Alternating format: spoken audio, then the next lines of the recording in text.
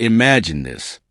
Every single dinner, the person sitting next to you steals the drink right out of your hand. No asking, no shame, just a smug little grin. You can't stop them until one day you do, and when your revenge finally lands, oh, it tastes better than anything in that glass. That's exactly what happened to me when I was 10. If you've ever been underestimated, disrespected, or just plain annoyed by someone who thought they could get away with it, smash that like button right now. Subscribe to the channel, because today's story is a kind of satisfying sibling revenge you'll want to remember. I grew up in a quiet town called Brookfield Heights, in a little blue house at the edge of a park. My older brother, Jason, was the golden child, tall, athletic, always grinning like he just pulled off a magic trick.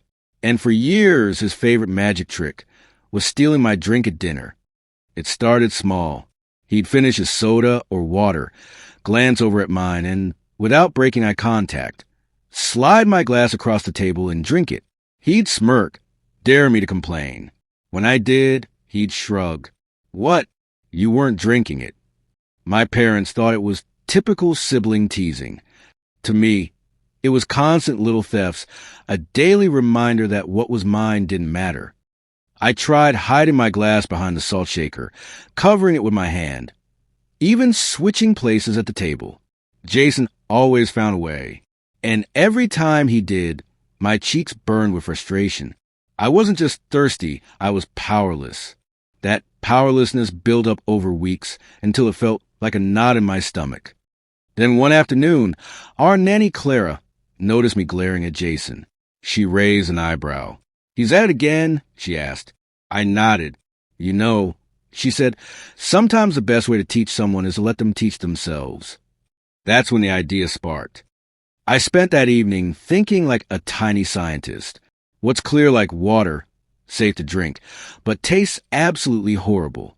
I rummaged through the pantry, and there it was, a big bottle of white vinegar. Perfect, sharp enough to sting, harmless enough not to hurt. I poured half a glass of water, half vinegar. It looked just like my usual drink. I held it up to the light, sniffed, barely noticeable. My heart thudded like a drum. This was my moment. Clara watched from the doorway, trying not to smile. "You're sure about this?" she whispered. I nodded. "He wants my water? He can have it." Dinner that night felt like the final act of a play. My parents served chicken and rice. Jason plowed through his plate as usual, draining his own glass halfway through. I sat there, staring at mine, waiting. He glanced at me, then at the glass. Same grin as always. "Thanks, little sis," he said, reaching over. Inside, every nerve screamed, "This is it." I bit my lip to keep from smiling. Jason lifted the glass, took a huge gulp and froze. His face twisted. His eyes went wide. He gagged, sputtered, and spat the mouthful all over his plate. "What the?" he coughed, wiping his tongue with a napkin. "What is that?" I couldn't help it. I laughed so hard my sides hurt. "My water," I said sweetly. "You wanted it, right?" Clara covered her mouth to hide her laugh. My parents stared in shock, but even they cracked a smile when Jason stomped off to the sink to rinse his mouth. He didn't touch my drink again. Not that night. Not ever. That moment was electric. All the little humiliations, all the nights I'd gone thirsty, they evaporated with his first cough. I didn't hurt him. I taught him, and the lesson stuck. For the first time, I had the power at the table.